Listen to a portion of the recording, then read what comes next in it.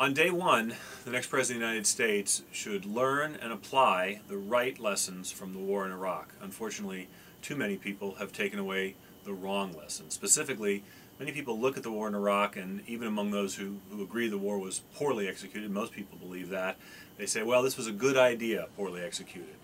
If that's the lesson we take away from Iraq, then we will risk falling victim to the same kinds of misfortunes in the future, and that is a war of choice that was not essential for U.S. national security, but the next administration convinced that they can avoid the mistakes of this one and they will get it right. I think that's very, very dangerous. What Iraq teaches is that nation building is an extraordinarily complex undertaking, even under the best of circumstances. If they didn't make any mistakes along the way, and the Bush administration made many, we would be dealing with many of the same things today as we are, even if they had not made some of those crucial mistakes.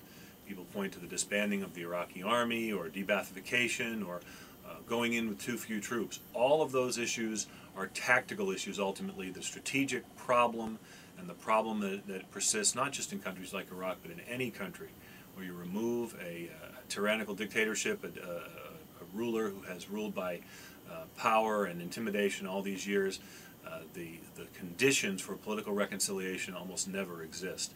And in order to see through a successful nation-building operation requires extraordinarily high level of effort and a very, very long period of time at great cost.